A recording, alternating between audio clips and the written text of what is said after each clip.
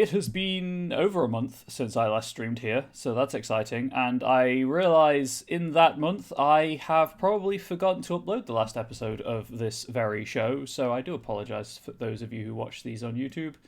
I am. Well, I can only apologise. But hey, my name's Ryan, or Comrade Bubbles, depending. I am a moderator in chat, so if you do anything banhammer worthy, please do be aware that I have that capability.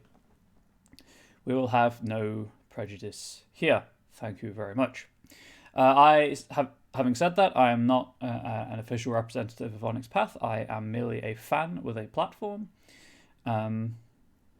So everything that I discuss here is my own work. It's not anything, unless I'm prefacing it with, hey, this is from on high, or words to that effect. It's not anything that is coming down the pipeline or officially being released.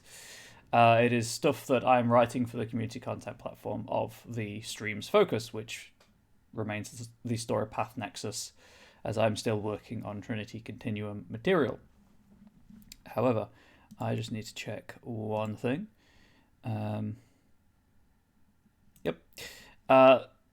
Small milestone today. Pretty hype.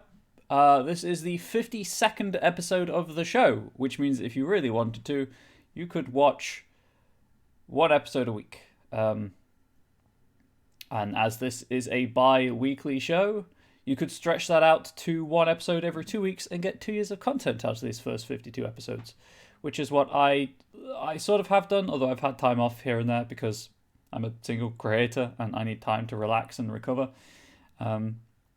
Something that the TTRPG sphere isn't terribly great about, but is getting better about, is raising awareness of creator burnout.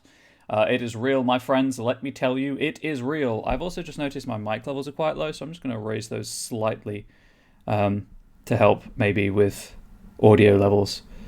Wow, Windows 10 has done something to my mic levels once again. Wonderful. Anyway, the problems of streaming. Creator burnout is real, and you should, if your favorite creator hasn't released something in a while, please be aware that they may just have burned out and need to recover and recharge. For many creators, or for a lot of creators certainly, kind of that's their only income. And trust me when I say we work ourselves ragged behind the scenes to make ends meet so that you get a good end product. Anyway, so I am disabled. I do experience muscle spasms, twitches, etc.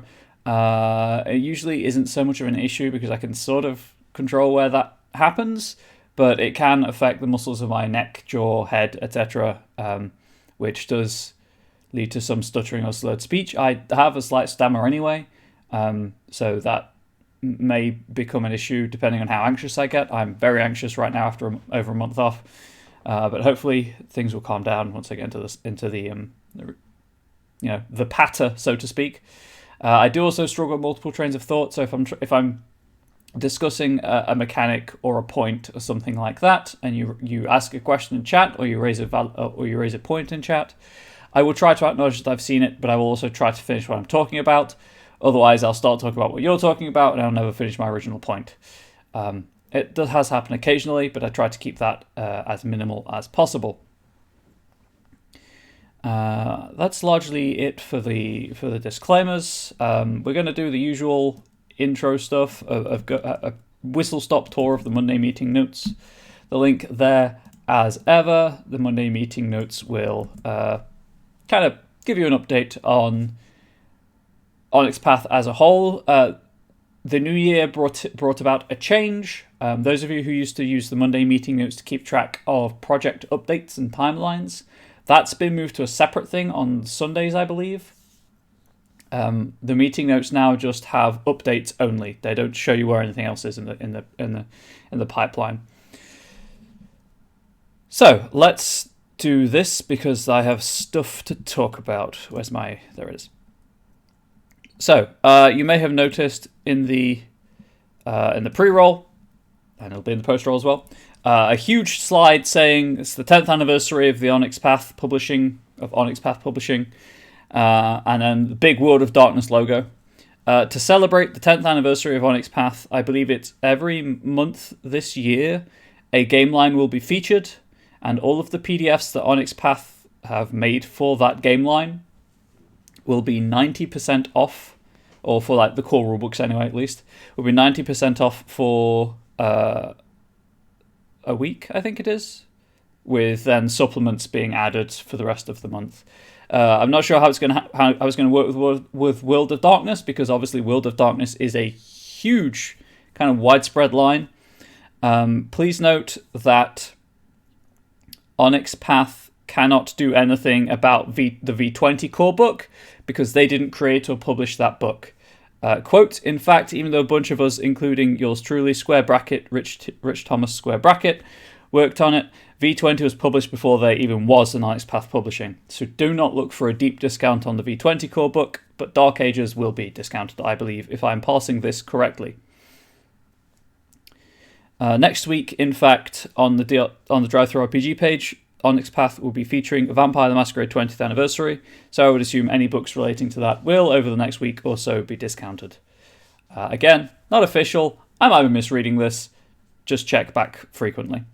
Coincidentally, however, with this month being the one for World of Darkness, hey, there's a Kickstarter going. They do the project updates at the end of the month. Oh, is that it? One only, Donnie? Thank you for the correction. I guess it was Sunday yesterday, so that's where I grabbed it in my brain. 90% on PODs, just PDFs. V20 rulebook is great. I've heard good things about the V20 book. All the Monday meeting note says is World of Darkness PDFs. So you'll have to check that for the 90% off discount. However, there's a Kickstarter going on right now for Mage 20th Anniversary Edition, Lore of the Traditions. I'm not terribly up on Mage 20, having never played it, but I'm assuming that Lore of the Traditions is a wide variety of player options. A detailed history of each tradition current in the council, current practices, paradigms, and political goals of each tradition, guidance for cross-faction play from the perspective of each tradition, and detailed write-ups for notable mages from each tradition, including stat blocks, rotes, wonders, and more. So it's a lore book. I mean, it's in the title, really, Lore of the Traditions. But it is well funded at this point. So even if you back it, you'll be guaranteed a project. You'll be guaranteed it because it's over 300% funded, and stretch goals are being unlocked all of the time. I myself, as I say, not terribly au fait with it, as I'm not a classic World of Darkness player, or mage player, but there we go. Back to the MMN, however. Those of you who listen to the Pathcast, all 4 of those this month will be devoted to looking at different World of Darkness game lines, starting this week with Mage 20 as a tie into the Lore of the Traditions Kickstarter. Oh, there we go. Next week is Welf 20. Week after that is Changeling 20. Week after that is Wraith 20. So if you like V20, W20, C20, or Wraith 20, then this is a good month for you. There's also a pretty sweet piece of art from Sound, Sense, and Monsters as a side note. Check it out.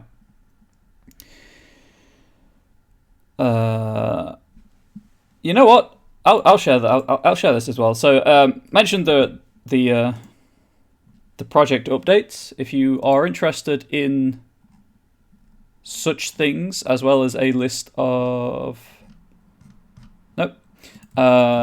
if you are interested in the monthly project updates, that is the link where you can see where the projects are at the end of January 2022. I'll share that at the end of the stream as well. What next? I guess I should mention this. An hour, that is 1 brackets, numeral 1, hour after this show ends, approximately. Everything is approximate here. I try to be professional, but things happen. Eddie Webb and Danielle Lawson will be going ahead with the next installment of their Lunch and Crunch lunchtime podcast / show. The banner art that I have access to for the pre-roll. Pre-roll says story path system. The MMN says storyteller system, but it's all about system hacks and mechanics and things you can add to one of those two games. That's a bit of a disconnect that needs fixing, actually. I'll try and remember to mention that.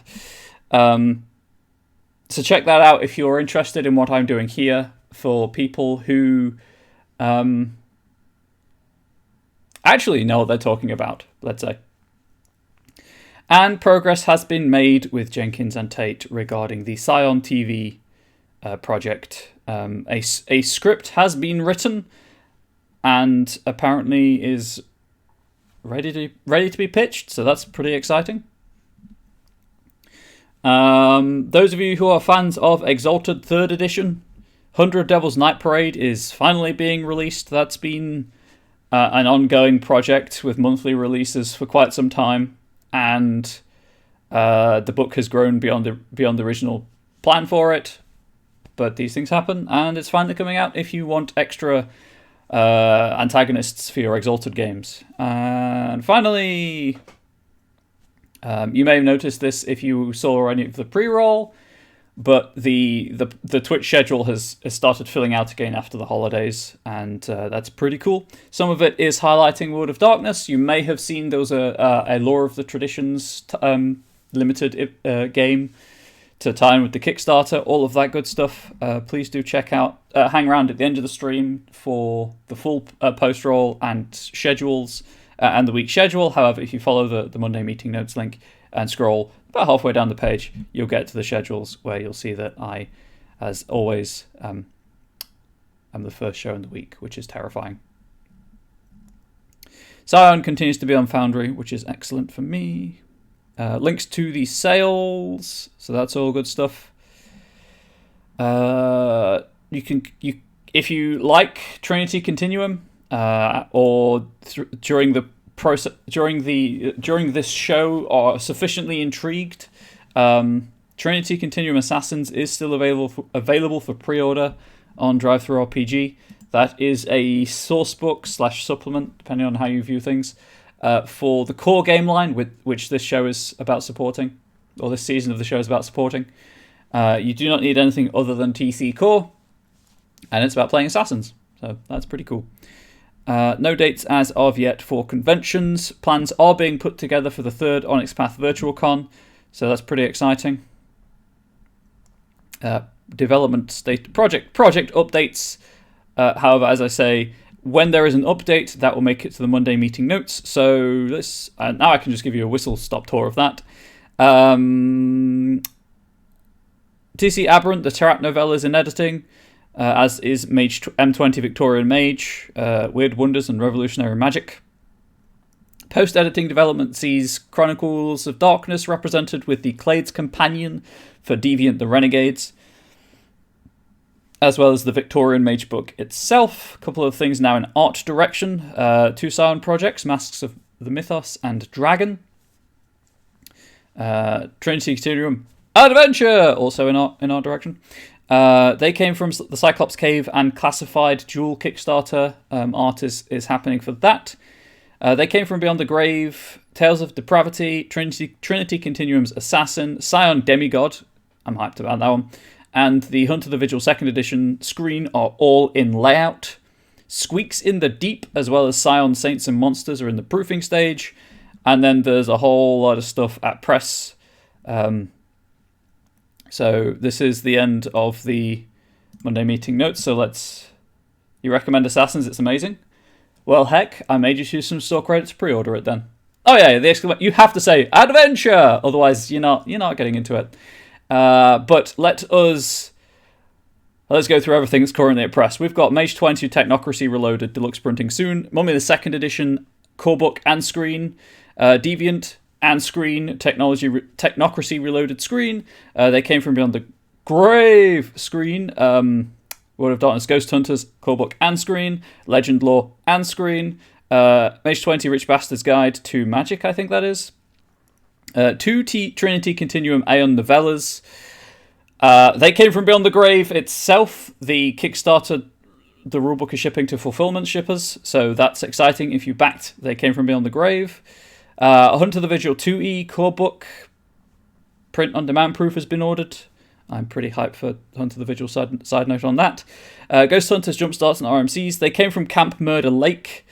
Trinity Continuum Prometheus Unbound. Errata's wrapping up Wednesday at the latest, so if you have any existing errata for Prometheus Unbound, now's the time to get that in. TCFGTG, that's a typo. They came from Beyond the Grave, Heroes in the World of Horror, backer PDFs going out to Kickstarter backers, 100 Devil's Night Parade, and TC Assassins we've already mentioned. And there we go. Also, I suppose those of you who celebrate such things have a great Lunar New Year for the Year of the Tiger. But that's the Monday meeting notes. Very, very rushed overview of the MMN for this week. As usual, I do this bi-weekly, so next week you'll have to source your own recap of the Monday meeting notes. Sorry, that's just how it goes. I have my own schedule outside of this, astonishingly. I will provide all the links at the end of the show for those of you who may not have been here in time to get them. I just need to copy the roundup link into my notes document. But then we shall get started with the actual body of the show. So, as usual, we'll do some recapping. So this season of the show is focused on Trinity Continuum Core. Trinity Continuum is a game line that uses the story path system. The story path system is a skill-based dice pool system. So if you're more familiar with games like Dungeons and Dragons and with the market share that has, a lot of people are, rather than having a class and class features in skill-based games that the story path system and storyteller system use, you have a list of attributes and skills that you have dots in, and you count all the dots you have, and you roll a number of 10-sided dice equal to the number of dots you have. Other rules affect that and add or remove or add or subtract dice as required and do other things, but that's the core of the system. You count how many dots you have, you roll a number of 10-sided dice or d10, and then you compare your depending on the game, depends on what you're actually looking for. In Trinity Continuum, you're looking for 8s, 9s, and 10s. Those are your successes. And you count how many successes you have, and each action has a difficulty, which is the required number of successes. And if you have more successes than that, you buy off the difficulty and you succeed. Congratulations. The system also has a mechanic called complications, which can't make it so that you fail an action, even if you can't pay off the complication, but it makes your success more difficult. Classic example being a brick wall, you're trying to climb over it, there's glass on top of the wall, which is a complication. You get over the wall, but you can't buy off the complication, you cut yourself on the glass. Pretty simple. That is the fastest I've ever given that example.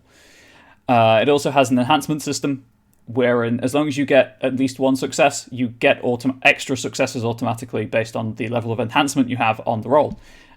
Different story path systems, you are more free, let's say, with enhancement than others. So Trinity Continuum is more free with enhancement than the Scion, for example. So that's a very brief, very reductive overview of the system. What we're doing here, so Trinity Continuum Core itself has no assumed setting. At the back of the book, there is stuff for playing characters with superpowers called talents. You're not superheroes per se. You are more, let's just say, advanced humans who kind of tap into multiversal energy sources for extreme luck or to be more skilled than other people. But beyond that, it's very much focused on a modern day kind of action game setting. Other books in the game line, I've mentioned Assassins. Adventure is punching Nazis while riding robot dinosaurs. Very much channeling the pulp adventure of the 1930s. Aeon is far future psychic characters. I think. Yes, because Anima's the cyberpunk MMO thing. And aberrant actual superheroes. You'll notice that all of these game lines start with an A. If you are interested in doing what I'm doing here and writing community content, you cannot start your community content for Trinity Continuum with the letter A. It is against the rules on the platform. What platform is that? Well, thank you for asking, Ryan. No worries, Ryan. You're welcome.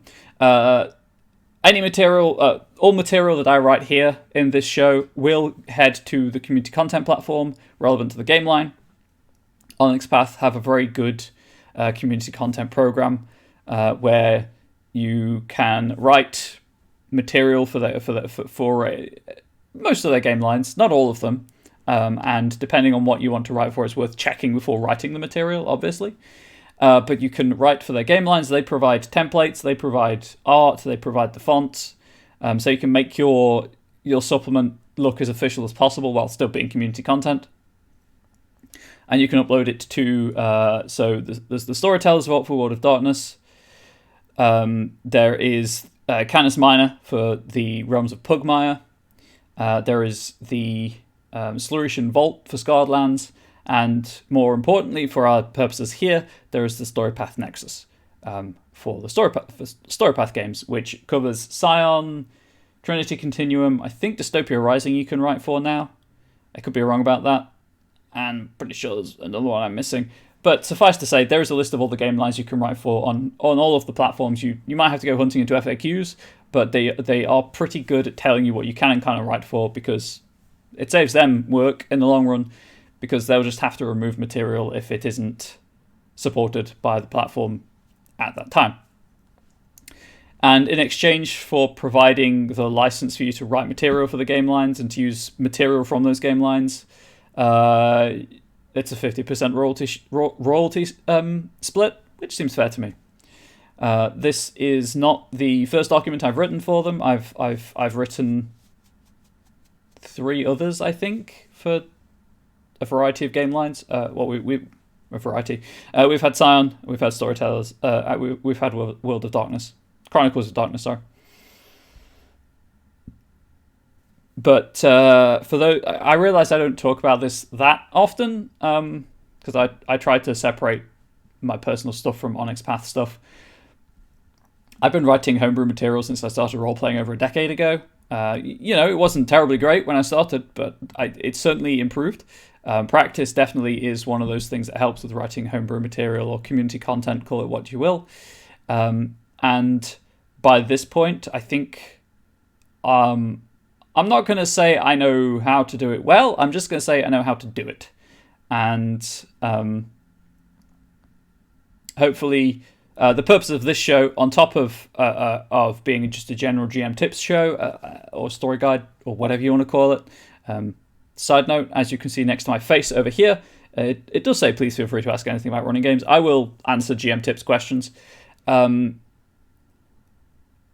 But in the background, writing community content and giving you kind of a perspective on how you can do that, showing you my process and my method and talking through my thought processes, hopefully to inspire you to go off and write your own.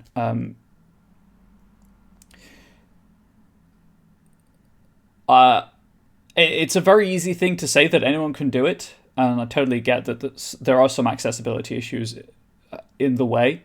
But anyone can have ideas for homebrew content, and thanks to a variety of platforms, not the least of which is the Onyx Path Discord server that Nightbot just linked to a couple of minutes ago. At this point, you can probably out there find someone to help turn your ideas into reality. Speaking from personal experience, I've been involved in collaborative projects as a contributor of material, and there are a lot of people on the Onyx Path Discord server who do write community content and I'm always willing to share what I know. I don't believe in holding anything back. This is a very much I was about to say open-hand approach to teaching, but I don't know if anyone would know what that meant. I will give you all the knowledge that I can, because the hobby can only benefit from more people contributing to it. you'll get bad actors in there, but mostly I assume everyone's acting in good faith.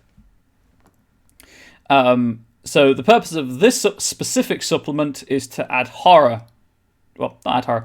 To inspire horror and to show how you can use Trinity Continuum core, no other book required, just the core rulebook, to play horror games of Trinity Continuum.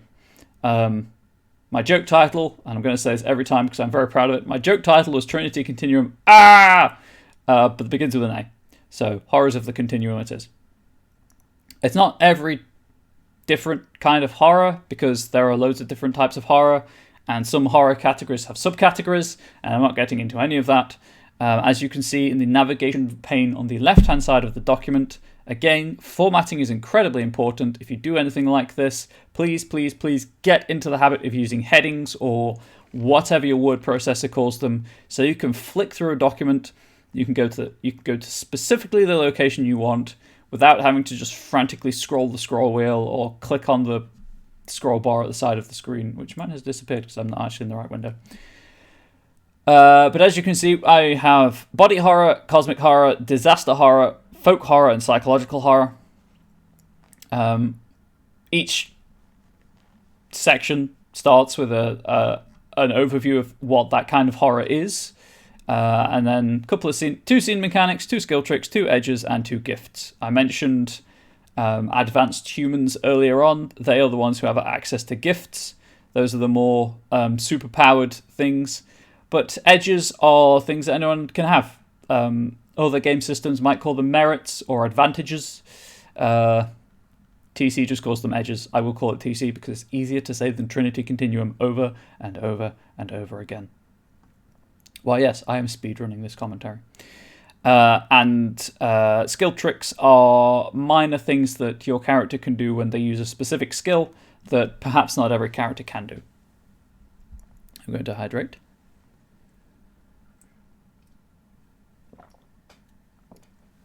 Please do, as it says, ask anything you can think of. However, we continue with cosmic horror. I'm going to give the same disclaimer I've given for the past 2 streams when I've discussed this. If you are interested in cosmic horror and know very little about the works of H.P. Lovecraft, arguably the creator of the genre, please be fully aware he himself was a horrendous racist. His work is full of racist subtext, and not always subtext either, let me make you fully aware of that, and poor handling of mental health issues. Some of that, yes, it's just a product of the time, but we do not use that as an excuse. We use that as to understand and to critically engage with the material. Just be aware that if you look into the works of Lovecraft, you will encounter themes that you may find harmful, offensive, or triggering. But cosmic horror itself, we will return to the Wikipedia definition, deals with themes of cosmic dread, forbidden and dangerous knowledge, non-human influences on humanity, religion and superstition, fate and inevitability, and the risks associated with scientific discoveries. So it's pretty heavy, is what I'm trying to say. Now, you'll notice that this does have some overlap with psychological horror, and this brings me on to my next point, in that, as I said, a lot of horror categories have their own subcategories, and a lot of horror genres overlap with other genres. It is just what it is, unfortunately. This is not designed to be an exhaustive overview of the genre of horror role-playing in Trinity Continuum. This is purely designed to help inspire your own horror games, and to be like, hey, these are examples of what you can do to flavor your games in a horrific manner. Why don't you take these? Why don't you make your own? Why don't you just go crazy? Just take the building blocks I've provided, or the tools I've provided, and make them your own. Very much like a Chronicles of Darkness Blue Book approach, where there's a lot of tools that you can use for your games, nothing telling you how to put them together in a specific order. Just go crazy. So, To avoid the crossover with psychological horror, which I'll be dealing with in its own time and deserves its own importance, I'm going to be more dealing with the cosmic dread, forbidden knowledge side of things, as well as the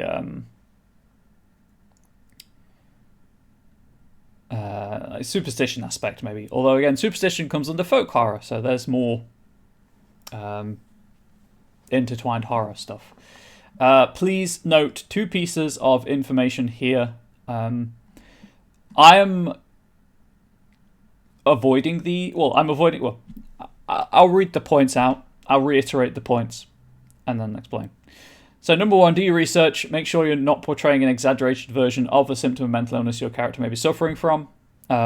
This is very easy to fall into, especially in the West, where a lot of our media typically exaggerates mental health symptoms so that you can immediately go, oh yes, that person is suffering from disorder X.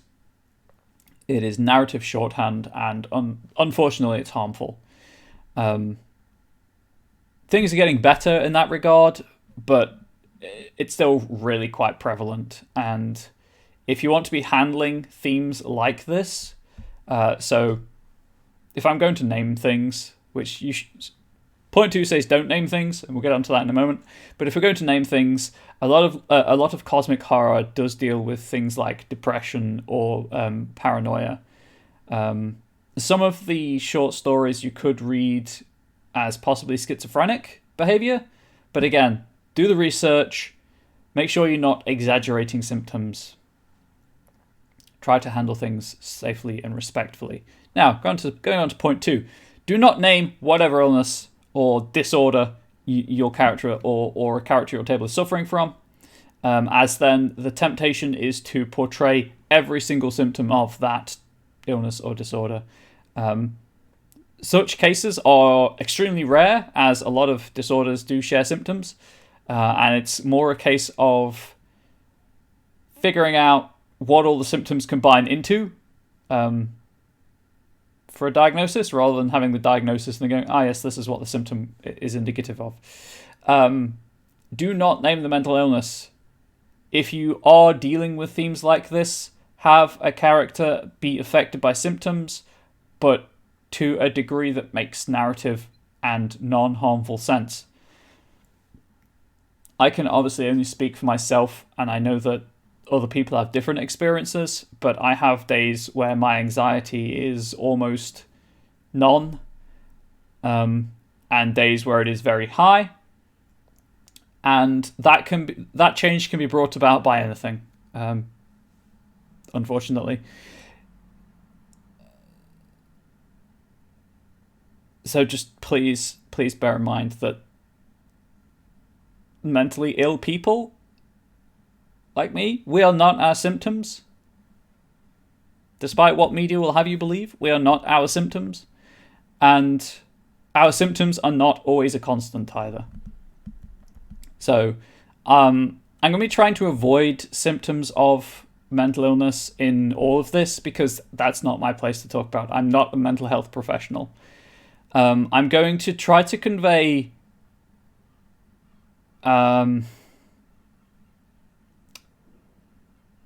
what I would like to do, and anyone in chat can obviously stop me at any point. This can be, horror itself can be a harmful and damaging thing, if not handled carefully. If I'm talking about anything, discussing anything, working out the mechanics relating to anything you personally think that I'm handling in an offensive and harmful manner, please do stop me. I do not want to hurt anyone. I want to provide a framework where we can explore dangerous and difficult topics in a safe, friendly environment. And as a result, I will be touching on mechanics that could evoke symptoms, but I'm not saying this mechanic equals this symptom, because from where I'm sitting, and to my mind, that's a very slippery slope. And I know that there are projects out there that do seek to mechanize, that's the wrong word with the overtones that has, do seek to take mental health and disorder symptoms and make game mechanics around them as a way of raising awareness of the difficulties of living with such things, personally, that's not for me. If it's for you, okay.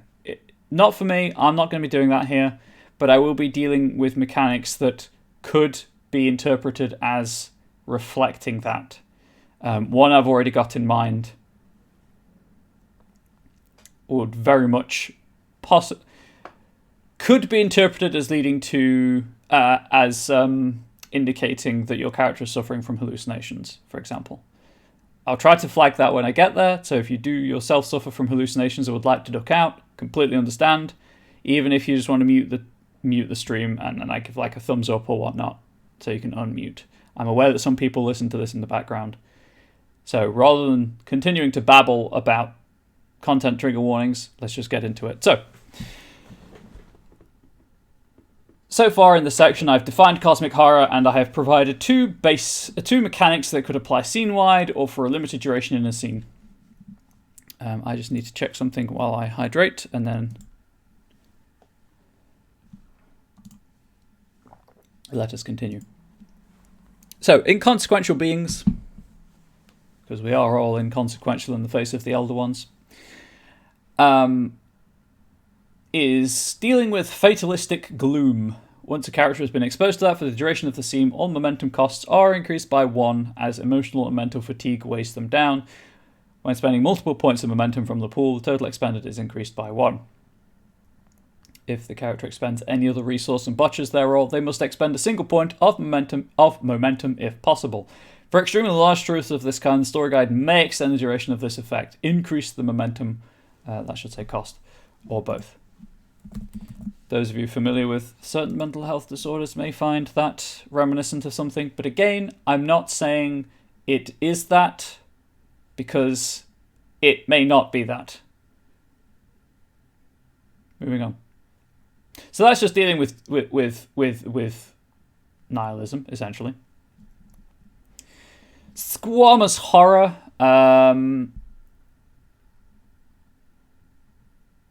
Is dealing with having been exposed to something that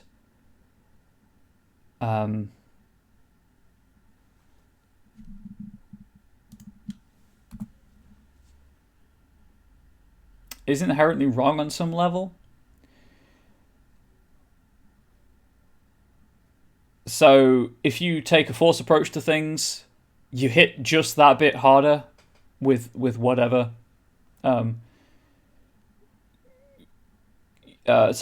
Strength, intellect, or I want to say manipulation, but I could be wrong.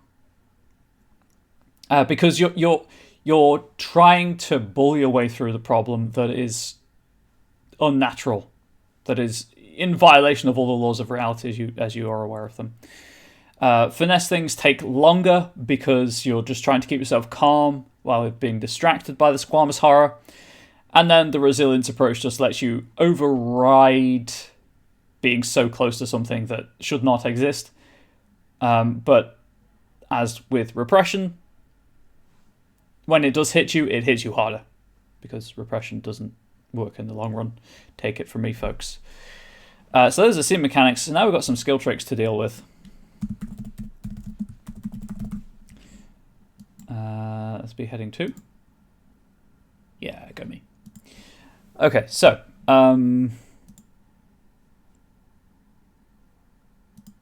please bear with me whilst I locate my rulebook, because I truly do not believe in reinventing the wheel, and if I can use something else as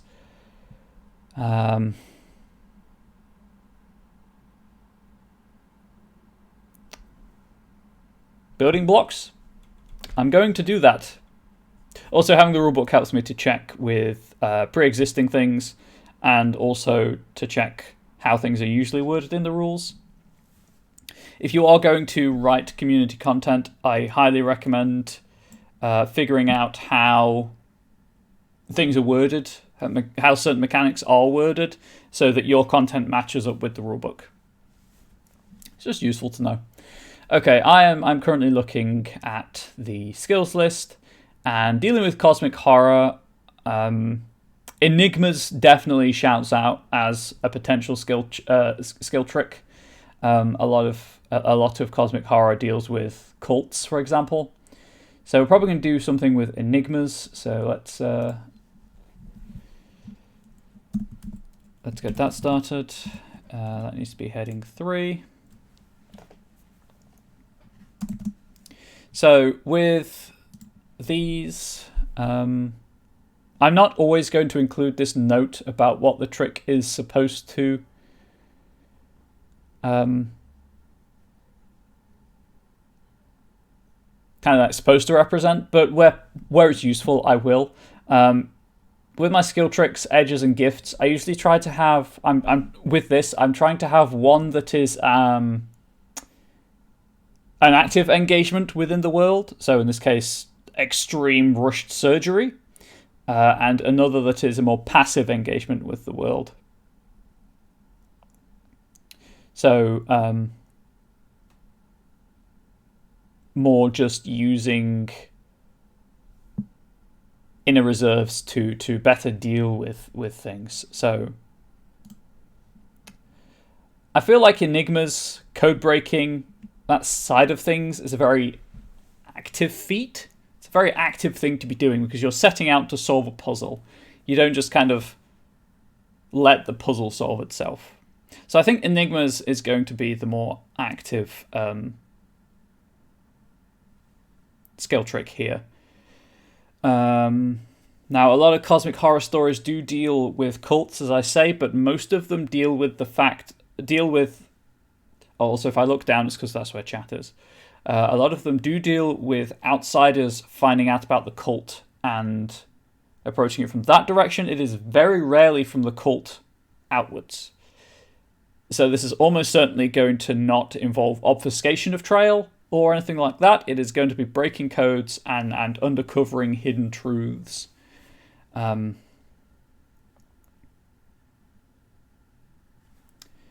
going to look at existing Enigma's skill tricks. I can still see chat though, so please don't worry about that. Just so I don't accidentally cover something that's already been handled by a skill trick.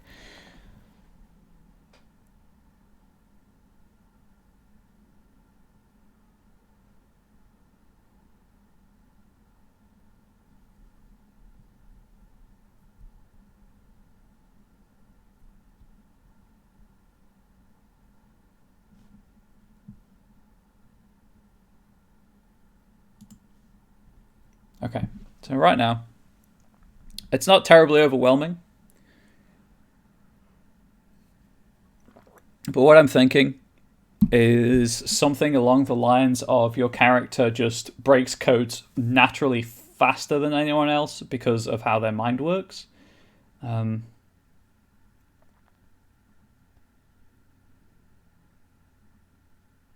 that'd be lowering successes required in extended actions. Sorry, is extended actions the wording this game system uses? I know it's too many game systems. Why do I know so many? Action types.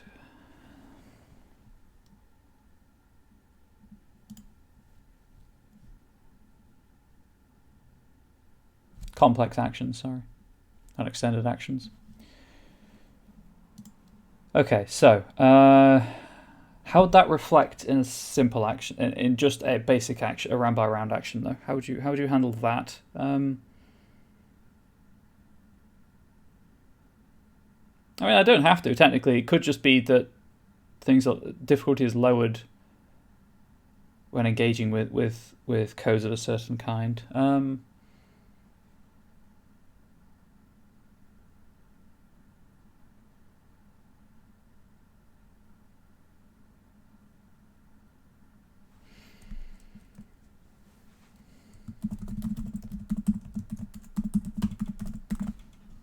Call it what it is, really.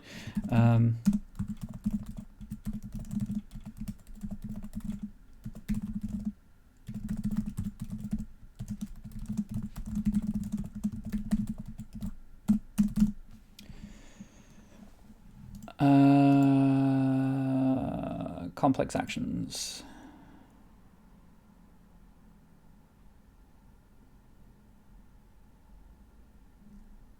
So complex actions opens up a variety of things that we can mess with. So spending some momentum is just a resource that all the players generate and goes into a communal pool and is spent with table approval. So complex actions take place over 2 or more milestones. Each milestone has the same difficulty, usually has the same difficulty and complications that you have to buy off. Milestones also take place over fixed intervals, which is the time that each roll covers, roughly speaking. So already there are a couple of things that we can do with this. We can lower the milestones. We can lower the difficulty. We can lower the interval. We can add an additional milestone to represent the fact that it's easier, but it might take you longer. I wouldn't increase the difficulty for this. And if I were to increase the milestone count, I would probably decrease the interval count. But honestly, I'm thinking what we're going to... I think it's going to be the interval between rolls is just shorter.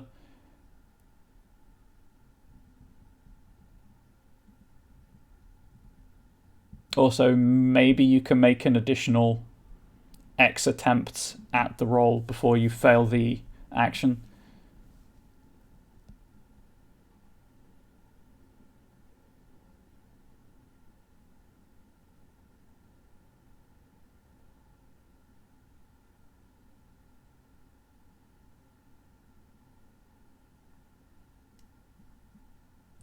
Equally, could reroll dice in the research dice pool.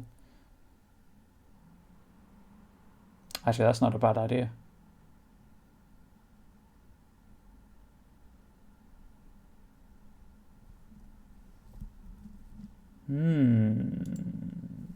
Okay.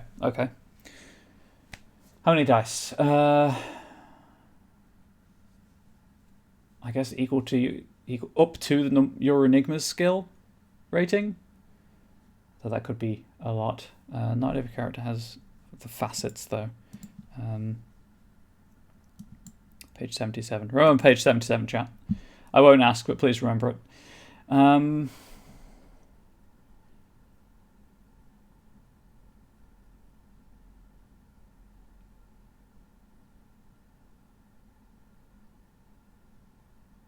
Half your Enigma skill?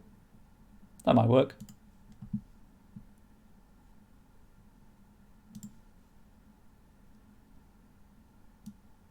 Yes. During a complex action to uncover hidden information, you may spend 1 momentum to reroll. Oh, hey, a bot. And ban. See, chat? Told you I had the power.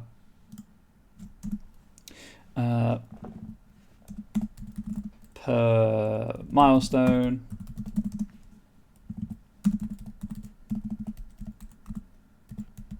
So this is kind of more, this is more of a passive engagement, I guess. It's an active thing to be doing, but more passive in terms of confronting the cosmic horror. You must spend 1 momentum per milestone to reroll a number of dice equal to half your Enigma's skill rating. Brackets, rounded up.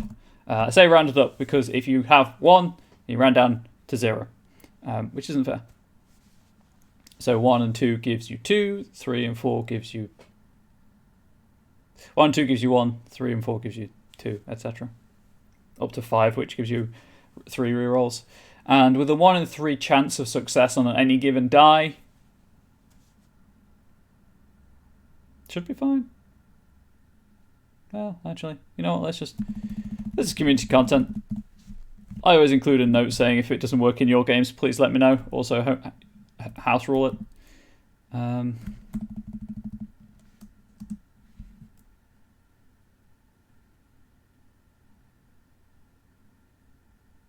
No, we'll keep the half your Enigma skill rating.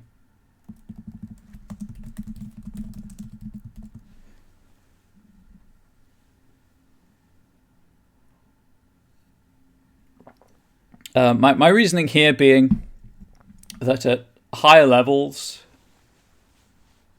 by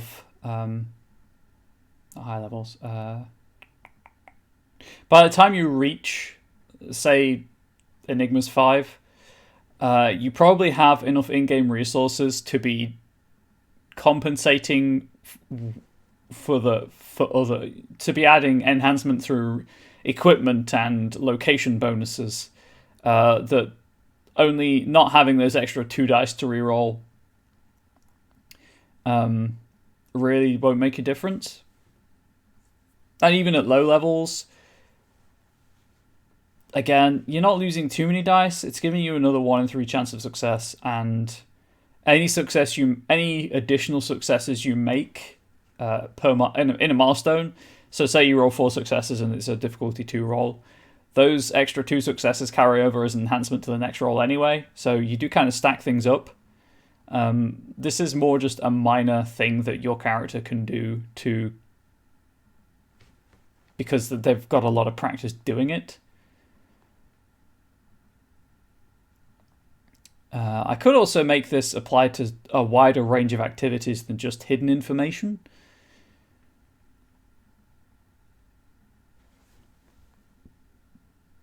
But I don't know.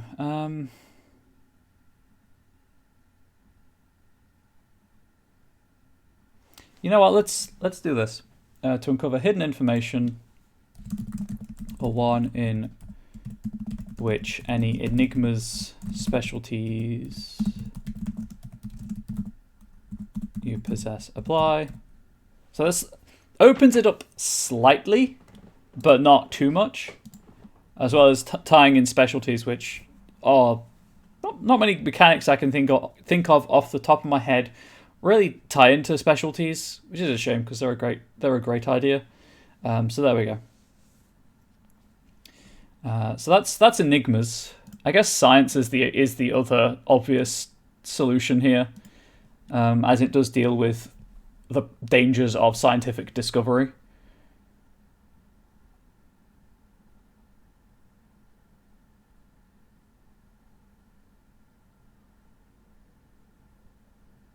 Science or tech?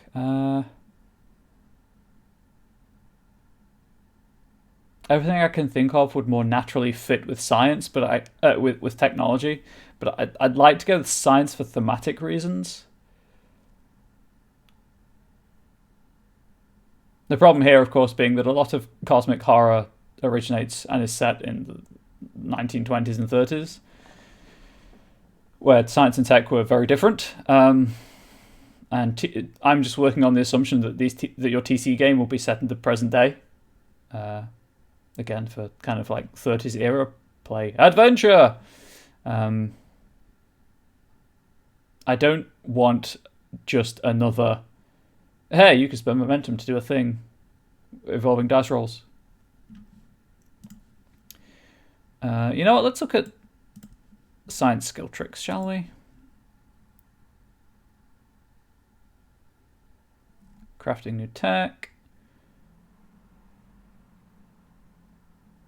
Add science to an enigmas roll. And that's making inventions.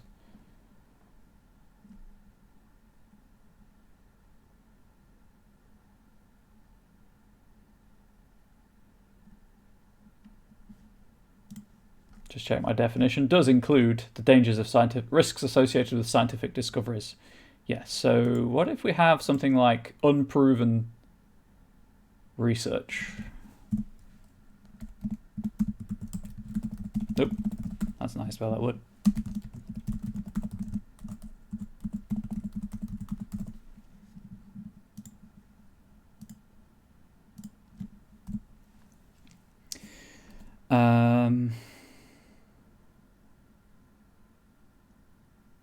Also, did I have... I did, okay.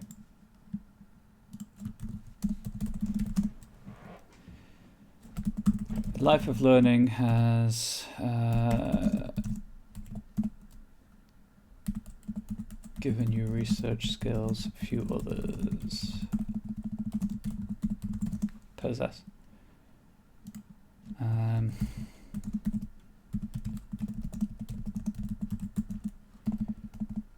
Your inquiring mind means you always have some kind of theoretical, experimental, there we go. Chemical or substance close to hand. Okay, so this will likely apply to other roles, I suppose. I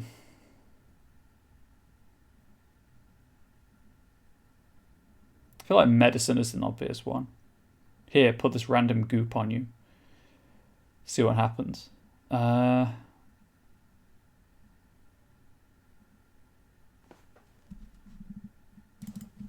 even better. Ancient research.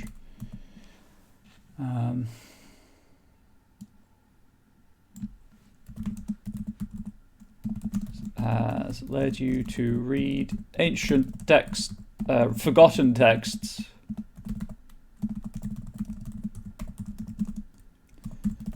Taught you to create all manner of occult substances.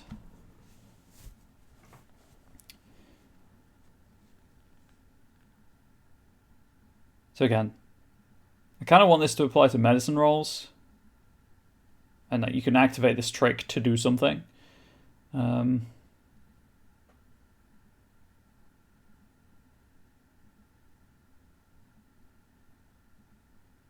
Cosmic horror deals with themes of inhumanity and things like that. So mutagenic properties definitely would be applicable here. How would that pass in a skill trick though?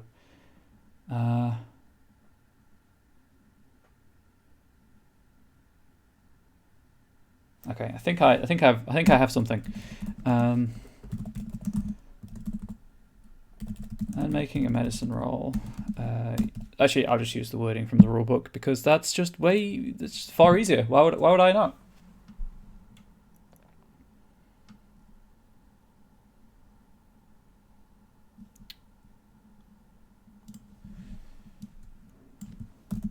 Before rolling a medicine roll.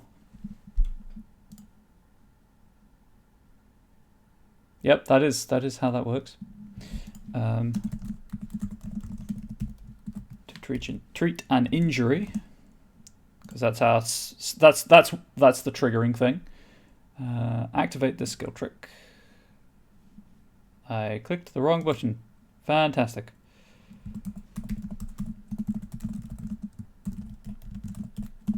This skill trick to add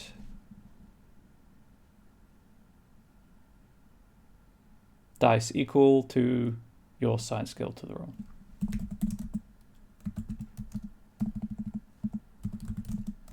Actually, it says to the characters. Have I used that up here? No, I'm using your. I just prefer writing with that, addressing the character rather than generic. Dice equal to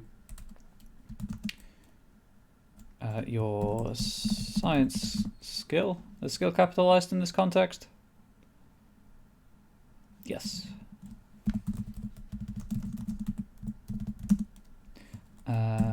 Activating this trick poses a level.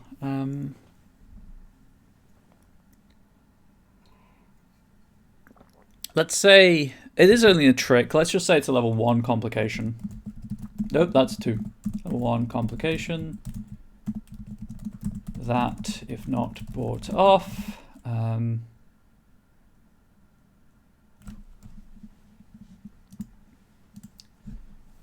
I don't want to just add a flat difficulty increase because that's just mean.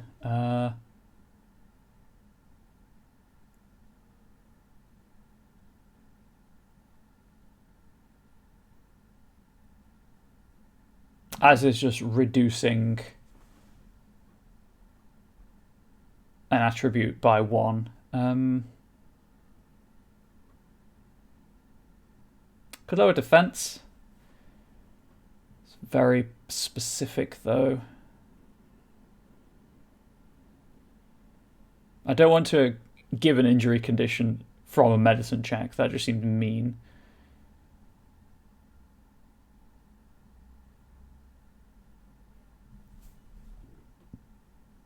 Sorry, pardon me. I didn't realize the microphone would pick that up.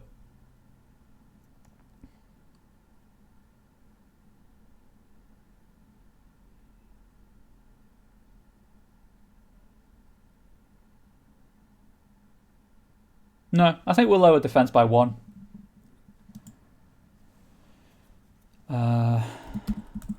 Lowers the because of future mental complications. If this were a gift, quite probably, because gifts you invest resources into activating. This is just something you can do as a matter of course. So I'm thinking lowers defense by 1, because defense encompasses all the resilience traits, but I don't want to lower a trait based on a skill trick. But if I tie it to defense instead, it's mechanically almost the same, but only actually affects defense rolls.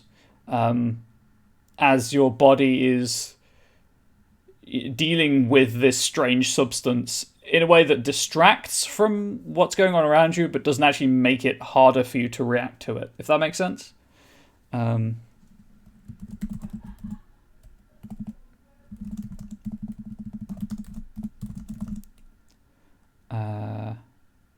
just going to put patience defense.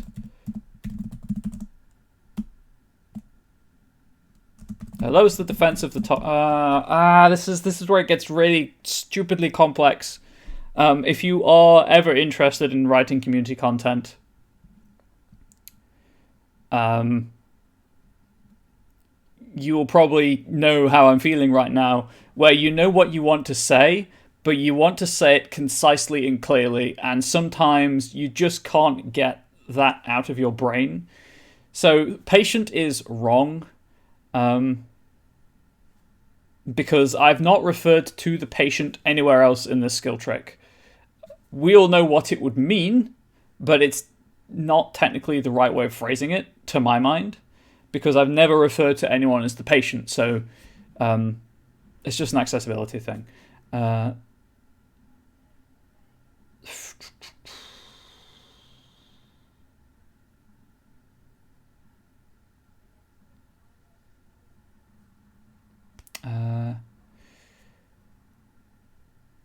A lot of the time, this does result in me rewriting sentences like 3 or 4 times, as long suffering viewers of the show can attest.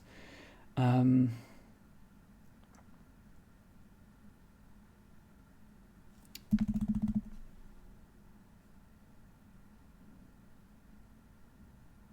medicine rolls targets defense. Yeah, I think that is probably the cleanest I've got.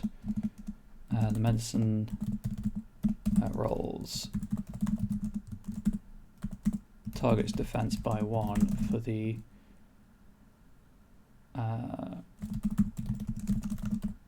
duration of the scene,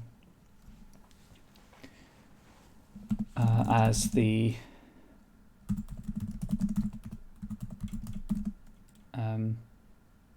strange substance is processed, I guess. Metabolized, there we go.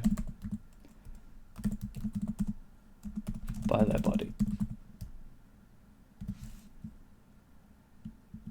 Unpleasantly metabolized. There we go. And boom. That's more of an active engagement with the cosmic horrors and hidden knowledge of the world by applying it. So passive, just looking into it. Active, applying it. Also, if you're writing community content, you don't have to do what I've done here with this narrative bit and this explanation at the end. I just find it helps because I am not going to write things in a manner that everyone can necessarily understand. So if I include this little narrative bit at the end, hey Alan, how you doing? So if I include this little narrative bit at the end, then it helps to get across what I'm trying to do in a way that perhaps my wording of the rules can't. It's all accessibility. And again, the more people who can play the game and enjoy the material, the better. Edges. I was going to say there should be an extra space there. So edges are more, I'm going to say powerful, but in air quotes, than skill tricks. But every character has access to edges. It's gifts that not every character will have access to. So the edges up here were a bit weirder because it's horror, but not super powered particularly. So this is where I'm more going to handle things like perhaps alien technology or forgotten technology, forbidden technology, things of that nature. These are both physical edges. I feel like a mental edge. Oh, I know an edge. I know an edge we can do. I was going to do it as a gift, but it works as an edge as well. Mental. See beyond.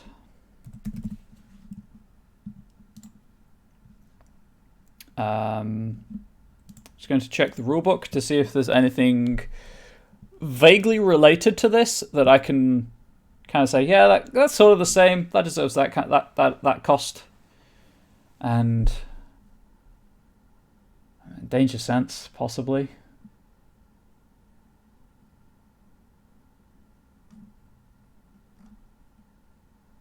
Yeah, I think this will be a 2-dot edge.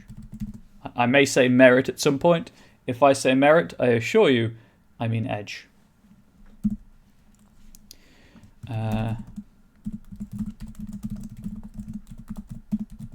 Your exposure to hidden truths has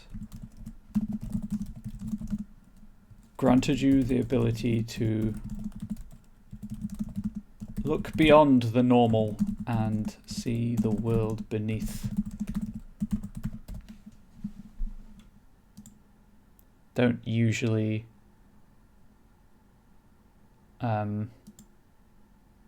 involve momentum expenditure edges. They're just things you can do.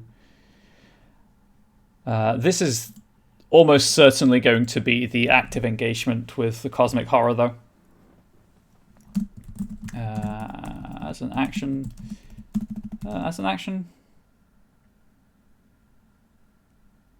Yeah, sure, why not? As an action. Well, I guess it'd be reflexive, actually.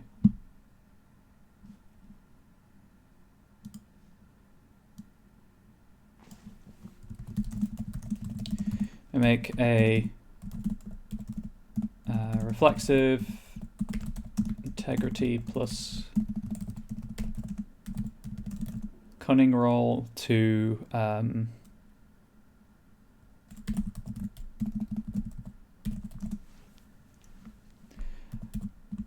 identify hidden truths in the scene around you.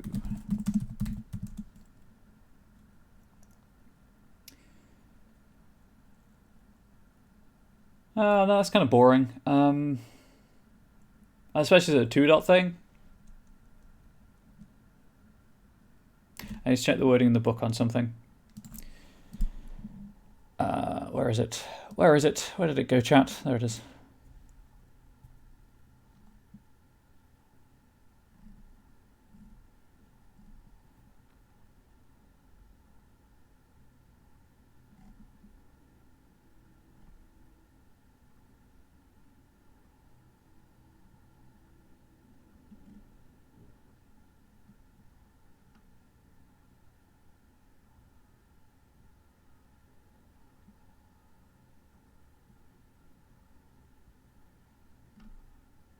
So what are these called?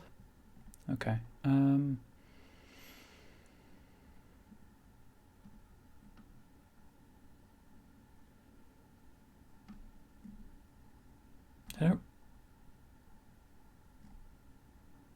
don't really have an in-game term.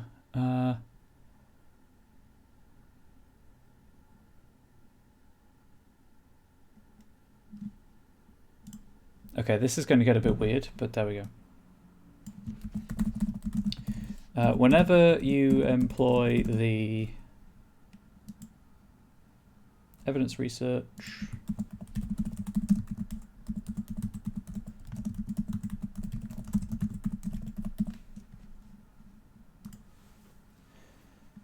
searching an archive,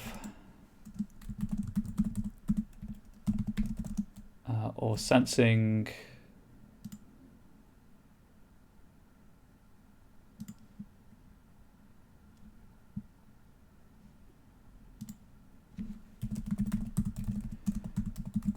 it should be hyphenated, information gathering methods.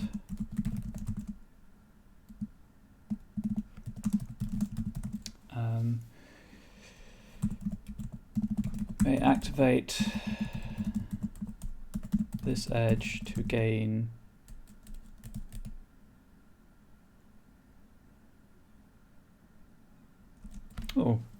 could do a 2 dot and a 3 dot version, and you gain extra information with the 3 dot version. That's interesting. That's very interesting.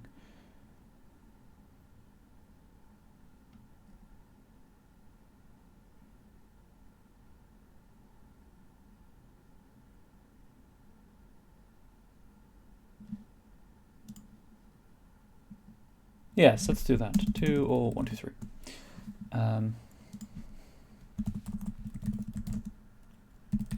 Additional piece of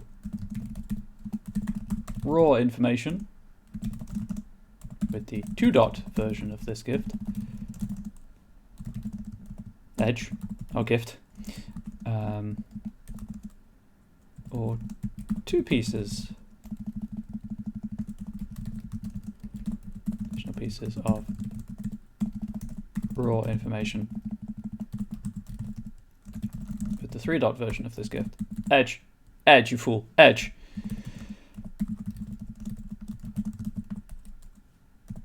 So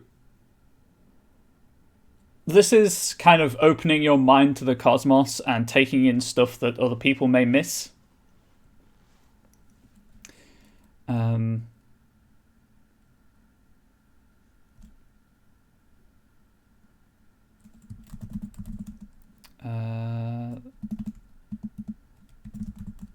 It's additional information should be related to what you are investigating.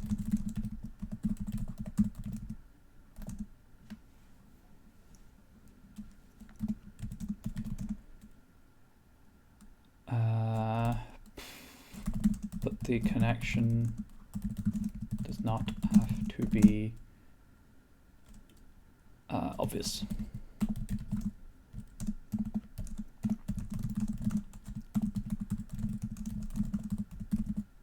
For the duration of the scene,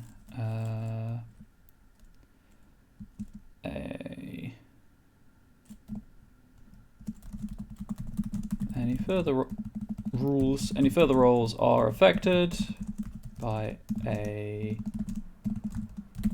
level.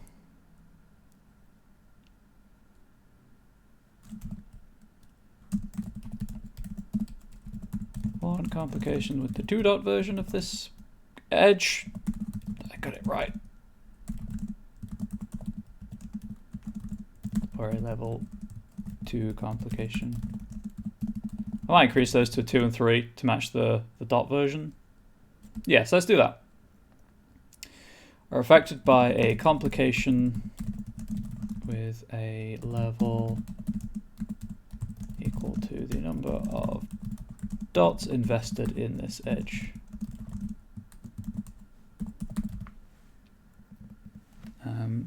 Please bear with me whilst I hydrate.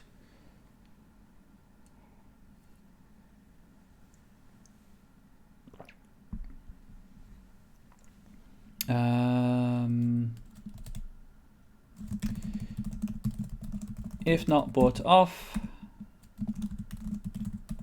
you are distracted by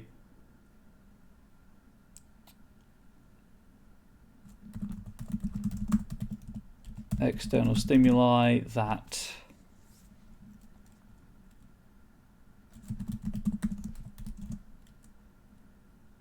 provide you with further information that may not be related to what you are investigating.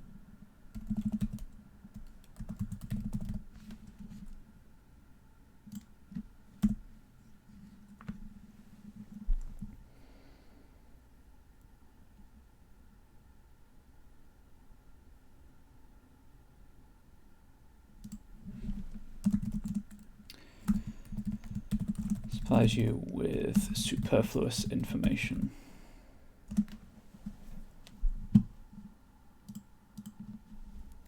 I will... yeah, it'll be superfluous raw information.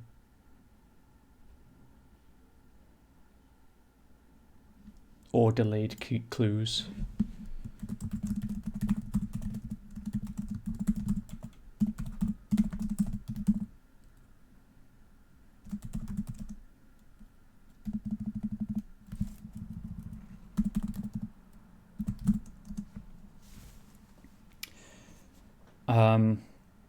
I've written it like this so that the player themselves knows that the information they're getting is wrong.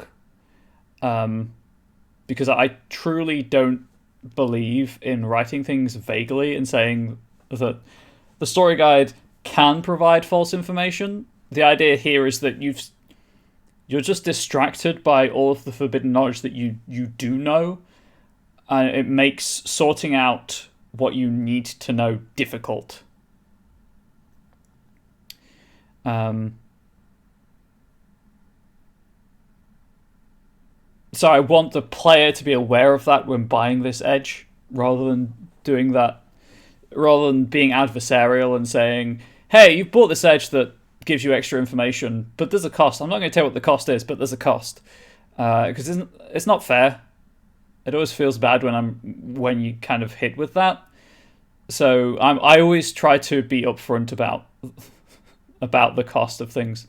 But the bubbles are real and right there. Hey, I'm real and right here. Okay? It's the bubbles. You've got to watch out for the bubbles. They will betray you eventually. I've just noticed that those aren't in alphabetical order. That's an editing thing that I'll handle later. So that was the only one I really had an idea for. Just opening your mind to the forbidden stuff that you know. Being distracted by everything that you shouldn't know. What else? What else? That you do not guard the silver key. That is true. I do not guard the silver key. So that's the active engagement. More passively, how would we engage with cosmic horror in a way that has an in-game benefit but remains passive and still evokes the themes of dread, risks of scientific discovery, superstition, inconsequentiality.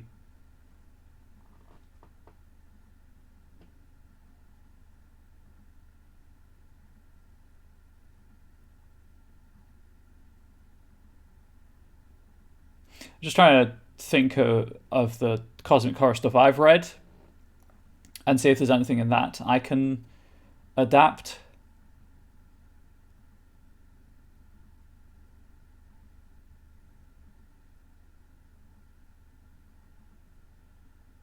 There's a couple of things, like what did I do up here?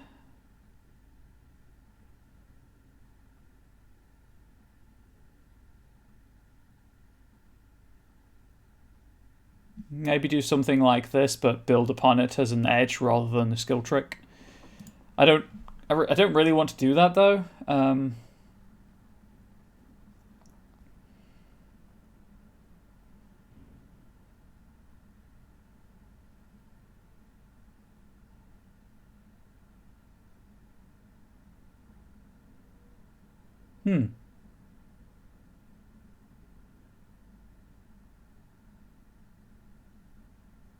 What I'm thinking, I'm going to talk it out to see if it makes sense when I've discussed it.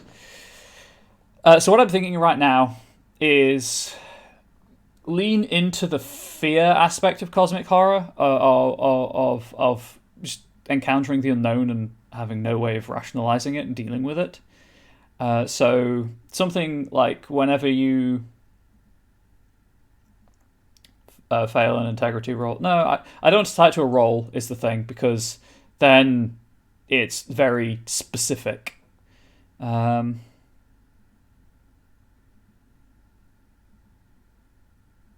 Ignoring that, however. So the idea is that if you fail a roll or you're confronted with something that makes your character afraid, you can use that fear to boost your defense as you try to handle it.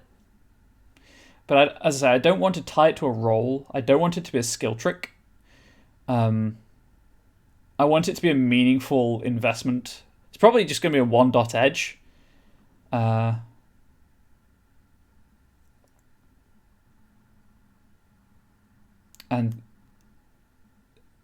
the only... Oh, hang on.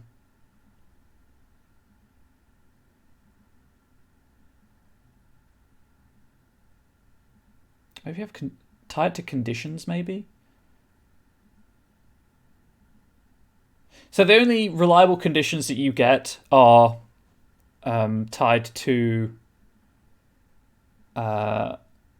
Angel. That would be a skill trick, which is what I've got with Rational Mind, for example. When you're rolling to do a specific thing, you can increase the pool by your science skill, for example, or whatever it was down here that I almost did with medicine. Yeah, here we go. When you're making a medicine roll to treat someone, you can add dice to the pool.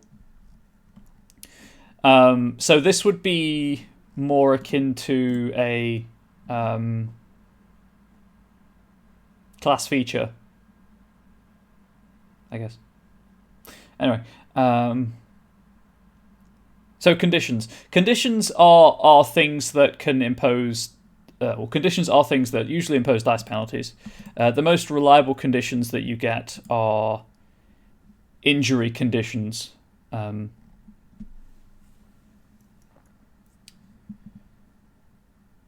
Which are tied to bruised, injured, maimed, taken out. And if you would do anything that injury condition would affect, then the associated complication is applied to the roll.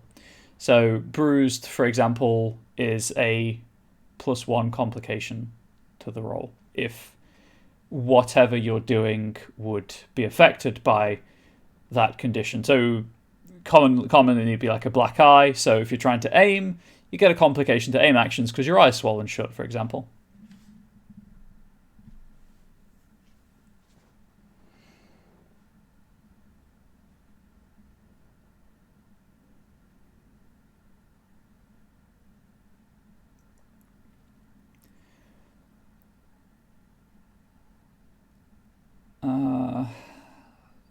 Unfortunately, the game doesn't make great use of conditions,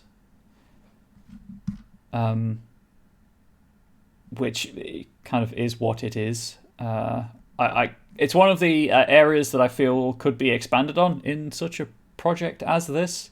I'm not going to do it right now, but I might at some point do a condition list. But it does mean that I can't be like, hey, when you get this condition, this happens.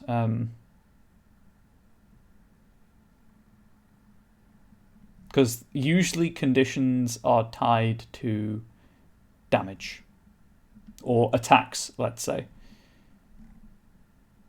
And unless I'm going to add an antagonist to this document that inflicts a condition when it attacks, that I can then trigger off of, which is terrible. You shouldn't assume that people are going to be using everything in your supplement, because not everyone does use everything in your supplement.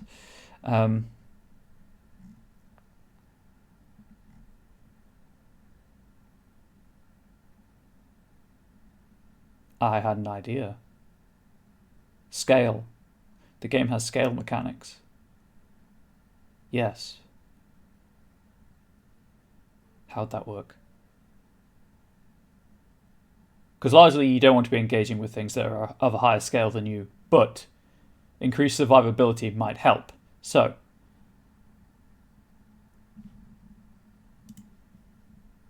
yes, that might work. Okay, I'm going to put the... So I stim when I'm doing this show because it helps me to think, to keep talking and to think about stuff while I'm talking. So,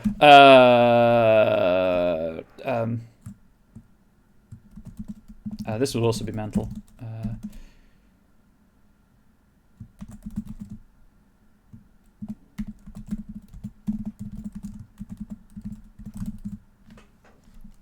A big thing about cosmic horror is that we just cannot comprehend.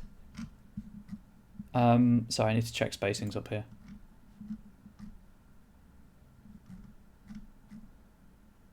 Oh, I've spaced the gifts, but not the edges and the skill tricks. Whoops. Let's fix that. So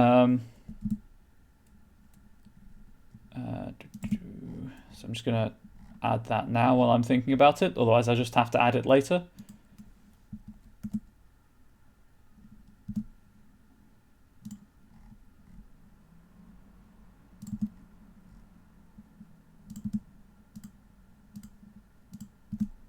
Okay, so I don't know where what I was actually saying, but there we go.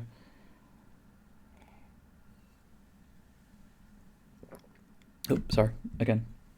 I really need to find some background music to hide the sounds of me drinking. I'm aware it's not a pleasant sound. I do apologize. That's been on my to-do list for about the past year, actually. I just need to remember. I'm going to finish this edge and then probably wrap up, just so that there's no chance of overrunning. And I like to finish groups of things, so I don't want to do one gift, for example, and come back in 2 weeks' time and have to finish a single gift before moving on. I'd rather just get both gifts done together, because then I'm thinking things through. Hey, Plastic Age Plays, how you doing? I saw that Terat had only a few notes, so much props to you. Many props to you for that. Anyway, when dealing with entities of a larger scale, any land you walk away from is good from. It is true. It is true. Than you.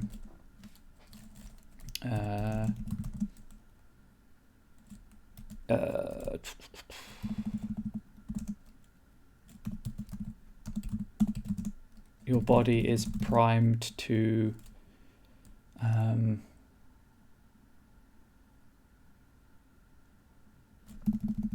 just say your body reacts instinctively.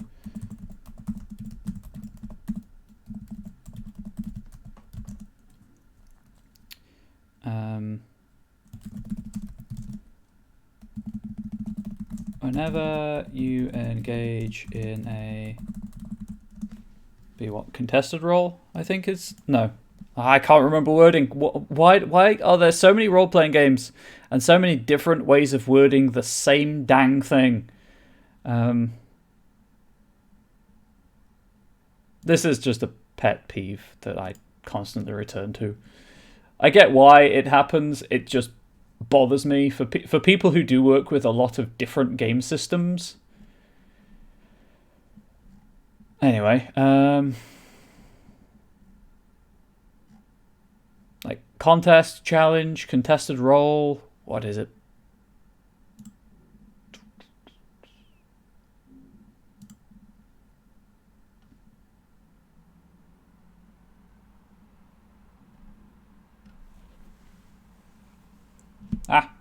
I have. Alright, I think I've found the right section in the rulebook. Now it's a case of scanning through it.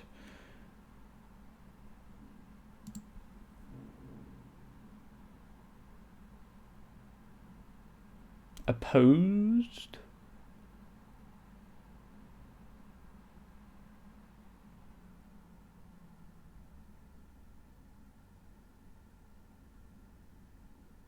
I think it's opposed in this instance that I'm looking for. Solution, make more words for the English language. Exactly. No, actually, no, that's not the solution. That's the problem. Whenever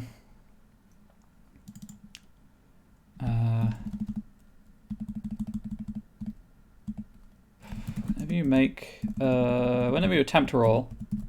No, hang on. I'll just use the wording from up here. Nope, never mind. Whenever you attempt new speakers plus good. Dang it, Plastic Age Plays. Travis, whichever you prefer. And opposed difficulty set by a, I'll say creature, a larger scale than yourself.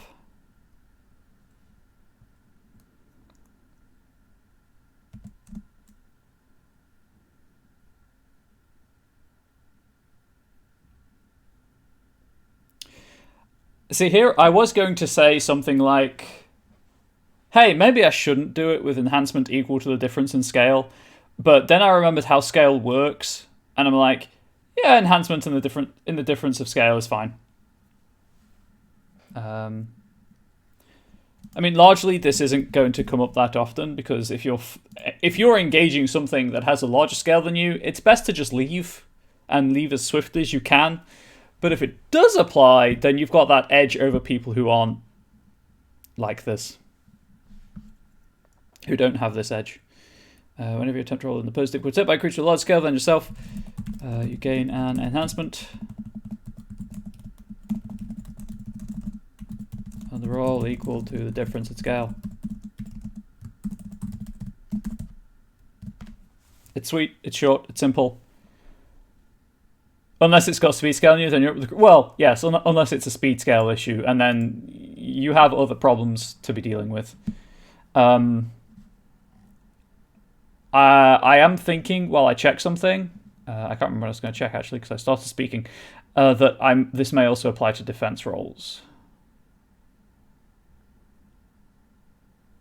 I was going to check something. That was what I was going to check. I was going to check how... where is it? There it is.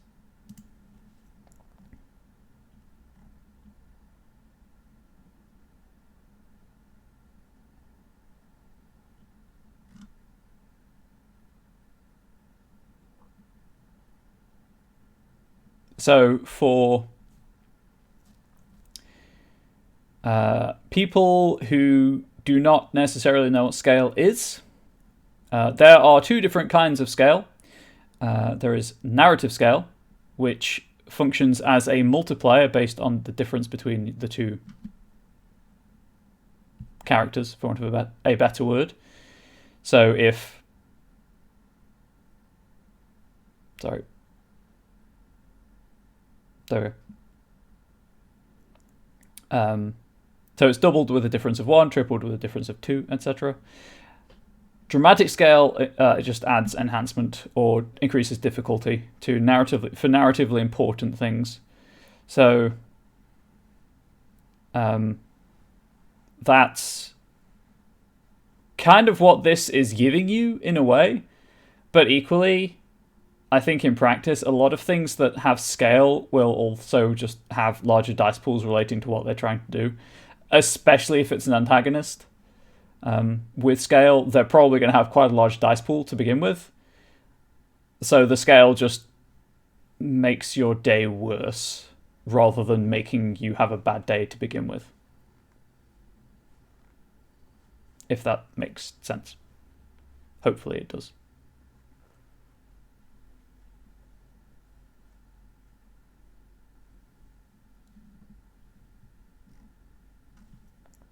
So I think this still works. I'm going to do, for now at least, first draft and all that, we're going to add this to defense as well. You also gain enhancement on defense rolls. That's my brain. How does type? How do words? What are words? Defense rolls. equal to the difference in scale.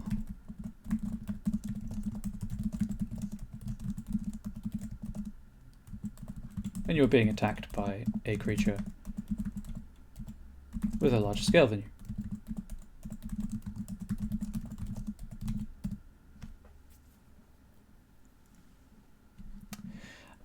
I mean, obviously, this leads to some edge cases where, you know, like ghouls, for example, if we're going with classic Lovecraftian stuff, ghouls will probably be your scale, so you'll both be scale 1, but sort of horrific, or Migo, or things of that nature, where they're not technically a different scale. But a lot of cosmic horror does derive from feelings of helplessness based on, hey, I am but an ant to this creature. Literally and figuratively. So that's what this is more aimed at than things of your own size. However, as I said, I like to finish sections together. So that's it for today. Did 2 skill tricks, 2 edges. Kind of happy with where all 4 things are for now. Obviously, it usually takes me about half an hour to get going with recaps and things of that nature. So we have about 15 minutes now. So I'm going to start doing the outro, essentially, because that takes about 10 minutes anyway, and then 5 minutes for the post-roll to roll. So if anyone has any questions, I'm going to hydrate again. So if you have any questions, now is the time to type them out, and I shall answer them before continuing with my outro. If not, it's basically just going to be the intro, but as an outro, and with less rambling. I'm going to assemble my links. I have assembled them. They're all together in a document. I bamboozled you, chat. I heckin' bamboozled you. Also, I kept the tabs open, so I could do that easily. I keep opening the wrong things. Why am I like this? Anyway, so let's do it in this order. For people who are not perhaps aware, the Monday meeting notes are now a teeny tiny bit shorter than they have been, as all of the project timeline material has been removed to a separate page / post. So that is the post for January and has the releases from January as well as the product timelines. Sorry. Please do give that a read if you are interested in where things are in the product pipeline, I guess. Monday meeting notes, always the best place to check out news on sales, Kickstarters, new projects, the company as a whole. So to recap the salient points, this is the 10th anniversary of Onyx Path this very year. So each month is spotlighting a different game line for, frankly, mind-boggling discounts. Last month was Dystopia Rising Evolution. This month's is World of Darkness. And I assume from tomorrow, haven't actually checked today, but I assume from tomorrow, Vampire the Masquerade 20th Anniversary is going on sale. Not the V20 core book itself, but every book that Onyx Path has worked on, including Dark Ages, will be at 10% of its regular price, or some books in the game line at least, let's say. Other game lines in the month, from memory, I could do it from memory, or I could just scroll. Down the page. Werewolf 20 next week, Changeling 20 the week after, Wraith 20 the week after that. At least that's my reading of the paragraph. It just says Changeling 20 and Wraith 20 later this month, so I'm assuming in that order, but equally things happen, plans change, all of that good stuff. Indie Press Revolution are having there is a sale on World of Darkness physical books on Indie Press Revolution as well. So if you'd rather have the deluxe book that you missed out on at Kickstarter, there's a chance that you may be able to get one there. The links are all in the Monday meeting notes. You just have to scroll down to find them. Again, Sweet Saints and Monsters art. I really like that art piece, actually. Did bury the lead a little bit with the incredibly successful Kickstarter that's going on for fans of M20, Lore of the Traditions book. I'm sure no one in chat really cares about that. That's sarcasm. Sometimes it doesn't come across very well. But that's going really well. That's something like 300% funded. Go throw money at that if you're interested in it. I'm sure it's going to be a good time. In an hour and 10 minutes, come back to the channel, for another show. Well, as I say, just a smidge of interest in it. The promotional art I have, say Story Path system. The Monday meeting notes say Storyteller system. I assume Story Path. But anyway, Daniel Lawson and Eddie Webb will be discussing mechanics and rules hacks for one of those two systems at the very least. Perhaps someone in chat can confirm. For your lunchtime viewing pleasure, to quote from the Monday meeting notes. It is in fact Storypath. There we go, Storypath. That I'm sure will be an excellent time if you are here more for the mechanics side of things than me rambling at you for 2 hours. Just a thought. And also the Silent TV project continues to be a project that some progress is made on. Wednesday's the release of 100 Devil's Night Parade for Exalted 3rd Edition, and just Twitch stuff is happening because the schedule is filling up slowly once more, and things are happening on every day bar Thursday and Monday, which is pretty exciting. I would offer to help out more with that, because surely you cannot get enough of my face and or voice. I just don't have the time right now. But obviously, the media section will tell you if I ever get the time. So there's that to bear in mind. A special highlight this week on Weave the Tale, embarking into realms of Pugmire, every Sunday at 3 p.m. Eastern. Realms of Pugmire is a fantastic game system about playing anthropomorphic animals. Sales I've covered. Please do, if you've been intrigued by any of the Time is the Enemy of All Good things, and mediocre things in my case, but the point stands.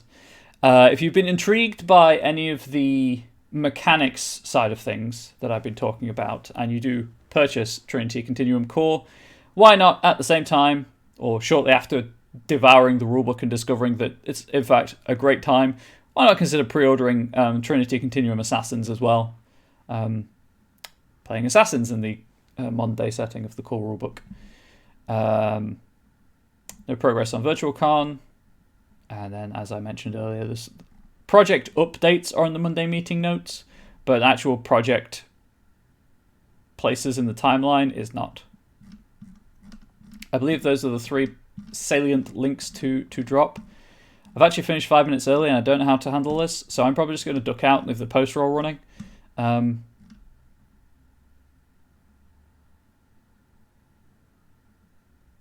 Wow. Either you have a really good memory, or you've got that copy pasted somewhere in a reference document. I'm gonna go with you have a really good memory, and we're going to all bow down to Travis's extreme wisdom.